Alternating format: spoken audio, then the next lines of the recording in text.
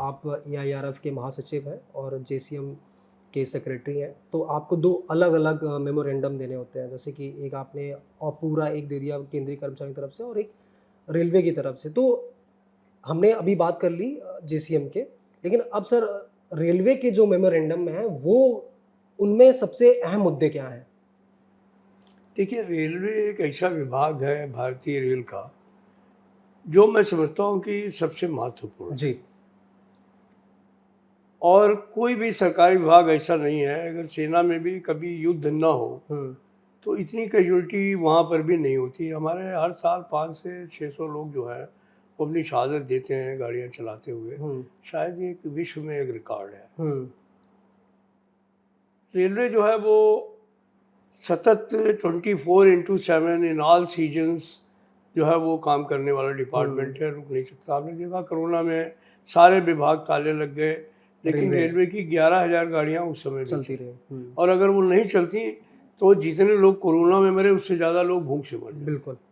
तो ये इतना इम्पोर्टेंट डिपार्टमेंट है कि जिसके लिए अलग से ही कुछ सोचने की ज़रूरत है। हुँ, हमने कोशिश की है पे कमीशन के सामने जाने की, इन सारे तथ्यों को लेकर के, कि भाई रेलवे के बारे में जब आप वेज बोर्ड या पे कमीशन कुछ बातें तय करें, तो हुँ, उनकी जो ये क्रिटिकल सर्विसेज हैं, हुँ, ऑल सीजन सर्विसेज हैं, हर मौसम में उनको काम करना पड़ता है।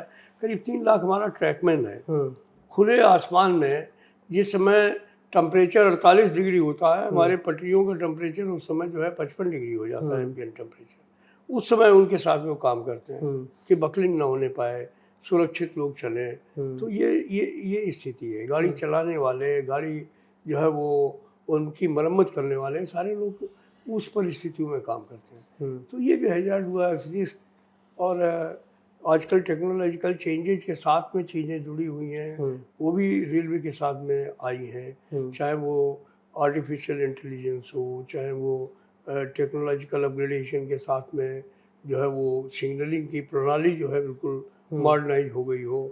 जिस तरीके की क्वालिफ़िकेशन हुँ, और ट्रेनिंग चाहिए आजकल लोगों को, हुँ, तो वो सब रेलवे में बिल्कुल एक डिफरेंट जो है वो स्थिति सामने आ गई है। हुँ, तो हम और हमारे साथी प्रयास कर रहे हैं हुँ। कि हम उन सारी चीज़ों को जो है वो प्रस्तुत करें अपने पे हुँ। कमीशन के सामने, और उसके आधार पर उनके वेतनों को निर्धारित करने की मांग करें। क्या इसमें वर्किंग आवर्स को बढ़ाने या घटाने को लेकर भी नहीं, बातचीत नहीं, हुई है? घटाने को तो बात लेकर के बात होगी, हुँ, बढ़ाने की बात तो हम नहीं कर सकते हैं, हुँ।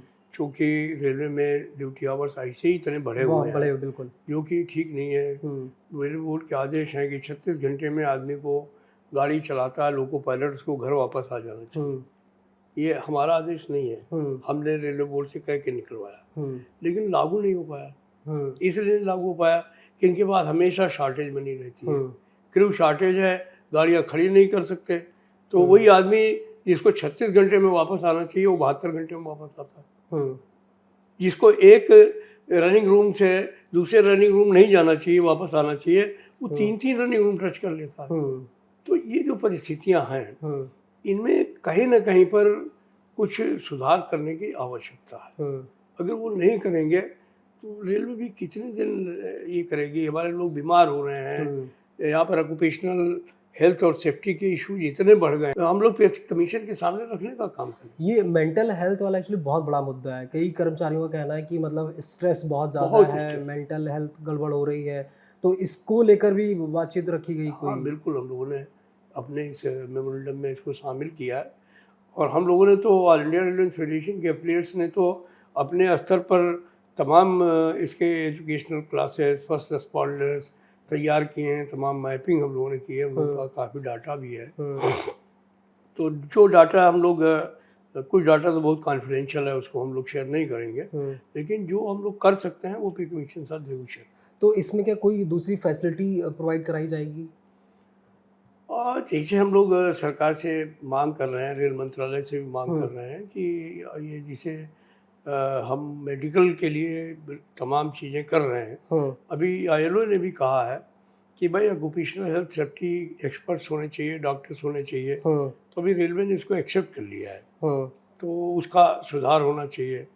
दूसरे जहाँ पर ऑक्यूपेशनल हेल्थ और सेफ्टी के सवाल हैं, मेंटल वेलबींग के सवाल हैं, हम्म, उनको जो है वो मेडिकल के तौर पर भी और अदरवाइज भी कुछ इस तरीके से व्यवस्था करी जाए जिससे हम्म, कि उनको किसी न किसी तरीके से हम्म, कंपनसेट किया जा सके। हम्म, इसके लिए अगर अलाउंसेस दिए जा सकें तो अलाउंसेस दिए जाएँ, बढ़ाए हम्म, जाएँ कि उनको नए अलाउंसेस क्रिएट किए हम्म, जाएँ। दूसरा ये है कि हम कुछ ऐसी परिस्थितियों का निर्माण करें हम्म, जिससे कि लोग स्ट्रेस फ्री तरीके से अपनी नौकरी कर सकें। हम्म। ये सेफ्टी के लिए भी बहुत ज़रूरी है। सर मैं जैसे अगर आपसे पूछूं कि रेलवे की तरफ से ऐसे कोई 5 बड़े सुधार जो होने चाहिए, जो आपने रखे होंगे 8वें वेतन आयोग के सामने, वो 5 बड़े सुधार कौन से हो सकते हैं? देखिए, एक सबसे बड़ा सुधार हमारी वर्किंग कंडीशंस को लेकर के है। हुँ, दुनिया में तमाम जगहों पर जो तमाम जो है वो मुल्क हैं, वो नई टेक्नोलॉजी अडॉप्ट करके हुँ, कोशिश कर रहे हैं कि रेलों में जो दुर्घटनाएँ हैं, उनको रोकने का काम किया जाए। हुँ, भारत सरकार ने भी एक वो शुरू किया है कवच के लिए हुँ, कि कवच योजना ला करके ये जो टक्करें हैं, ये आमने-सामने हुँ, की या आगे-पीछे की, इसको रोकने का काम करें। हुँ, तो ये वर्किंग कंडीशन को सुधारने का काम ज़रूर हो और इससे एक फ़ायदा ये है कि हमारे कर्मचारियों को, चाहे स्टेशन मास्टर हो हुँ, और चाहे वो हमारे रनिंग स्टाफ हो या मेंटेनेंस के लोग हों, ट्रैकमैन साथी हों, उन सबके पास में कोई ना कोई ऐसी व्यवस्था होनी चाहिए। अभी हुँ, हमने ट्रैकमैन की एक बहुत बड़ी कॉन्फ्रेंस की थी, हमारी गलती है, हुँ, आपको उसमें बुलाना चाहिए था हमें। करीब 4000 ट्रैकमैन सारे देश से आए थे जी, और उसमें मैंने रेल मंत्री जी को बुलाया था। हुँ, तो उन्होंने ये बात कही है कि हम जो है वो कुछ हम लोग चाहते थे कि रक्षक एक टेक्नोलॉजी प्रूवन हो गया था, उसको लागू कर दिया जाए। हुँ, लेकिन उसमें कुछ लोगों ने गलतियाँ निकाल दी कि इसके रहते हुए भी दुर्घटना हो सकती है। हुँ, तो अभी कुछ नए प्रयोग चल रहे हैं, हुँ, तो उसमें मोबाइल में कुछ फीचर्स ला करके जी, उसको बचाने का काम करेंगे। हुँ, तो हम पे कमीशन सामने ये बात कहने के लिए जा रहे हैं कि भई देखिए, मानव जीवन बहुमूल्य है। हुँ, 600 लोगों की हर साल शहादत होना, ये सबसे बड़ा सवाल है।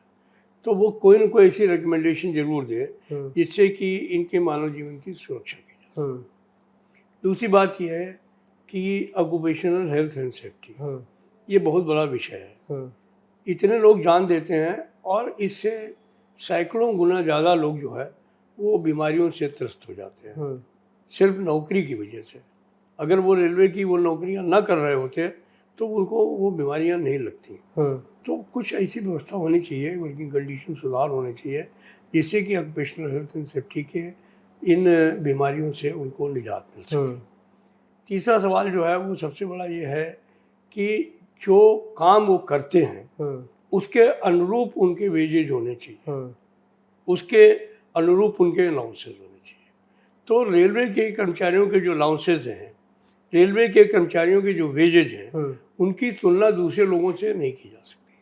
दफ्तर में बैठ कर के काम करने वाले, एयर कंडीशन में बैठ के काम करने वाले लोग हुँ, अगर ये कहें कि नहीं, हमको धूप में माइनस टेम्परेचर पर और 50-60 डिग्री टेम्परेचर पर काम करने वाले हुँ, जो साथी हैं उनके बराबर तनख्वाह मिले, हुँ, तो ये उचित सवाल नहीं है। हुँ, तो हमने ये सवाल रखने का काम किया है कि रेलवे के जो कामगार हैं, काम करने वाले लोग हैं, उनकी तनख्वाहें और अलाउंसेस जो है वो बढ़ा दी जाए। डिफरेंट की हों, उनके बढ़ाने करके देने हुँ, का काम होना चाहिए। जो चौथी बात है, इम्पॉर्टेंट है, हुँ, वो है कि रेल कर्मचारियों के बच्चों का भविष्य जो है वो देखना, जो है वो सरकार का और रेल मंत्रालय का काम है। हुँ, क्योंकि रेल कर्मचारी 24/7 काम खाली कर रहे रेल हैं। का पहिया चलता रहे, हुँ, विकास की का पहिया चलता रहे, हुँ, वो उसके अलावा कुछ समझ नहीं पाता। बिल्कुल। तो उनके बच्चों की ज़िम्मेदारियाँ जो हैं वो हमारे जो है वो बच्चियों की ज़िम्मेदारी जो है वो रेल मंत्रालय को, भारत सरकार को लेनी पड़ेगी। हुँ, तो उसके लिए हम लोगों ने कुछ सुझाव दिए हैं कि हुँ, उनको बड़े स्टेशनों पे हॉस्टल्स की सुविधा दी जाए, हुँ, उनकी पढ़ाई के लिए कुछ विशेष व्यवस्थाएँ की जाएँ, हुँ, वो चीज़ें होनी चाहिए। हुँ, और जो पाँचवीं इम्पॉर्टेंट बात है, वो है लिविंग कंडीशन। हुँ, वर्किंग कंडीशन के सुधार के साथ लिविंग कंडीशंस में सुधार बहुत आवश्यक है। तो अगर आज के दिन में भी लोग यही अपेक्षा करें कि लोग एक कमरे में काम चला लेंगे, ये संभव नहीं है। तो ये जो मकानों की व्यवस्था है, इसमें जो है प्रभावी सुधार करने पड़ेंगे। हम्म, जो आज के दिन की लिविंग आवश्यकता है लोगों के, उसके अनुरूप उनको रहने की सुविधा देनी पड़ेगी। और नहीं मिलता है तो उनको फिर लीज वगैरह देनी पड़ेगी, लीज रेंट वगैरह देना पड़ेगा, ताकि वो बाज़ार भाव के हिसाब से जो है उसके अंदर रह करके अपने को जो है वो समाज के अनुरूप ढाल सकें। सर रेलवे में अभी लगभग कितनी ऐसी कैटेगरी हैं टोटल ऑल ओवर कर्मचारियों की, और इसमें ऐसे कौन से डिपार्टमेंट्स ऐसे हैं जहाँ ज़्यादा दिक्कत होती है, खासकर ये वर्किंग आवर्स वाली और मेंटल हेल्थ वाली, जहाँ सुधार की गुंजाइश है अभी? करीब करीब रेलवे में 346 कैटेगरीज हैं, हम्म, और मैं दावे के साथ कह सकता हूँ कि करीब 250 कैटेगरीज ऐसी हैं जहाँ पर कि ये ड्यूटी आवर्स की प्रॉब्लम रहती है रेलवे में, बल्कि कुछ 250 से ज़्यादा भी हो सकते हैं। क्योंकि यहाँ पर ये ज़रूरी नहीं है, दफ्तर में काम करने वाला बाबू भी तब तक नौकरी नहीं, वहाँ से नहीं उठ पाता है जब तक कि उसका इंचार्ज वहाँ बैठा रहे।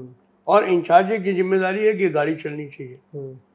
फर्ज कीजिए कोई आदमी एसएससी पीवे है, और जब तक वो लाइन पे गया है, लाइन से आ करके इंस्पेक्शन करके अपने दफ्तर में जा करके अपने सारे जो है दिन भर की वो क्लोज नहीं कर देगा, तब तक ना तो उसका चपरासी जा सकता है, ना उसका बाबू जा सकता है, ना उसका स्टोर क्लर्क जा सकता है, स्टोर भी खुला रहता है, उसी को सील कराना पड़ता है। तो यहाँ ये जरूरी नहीं है कि बाबू जो है वो फ्री हो जाएगा, वो भी उसी उसमें बना रहता है।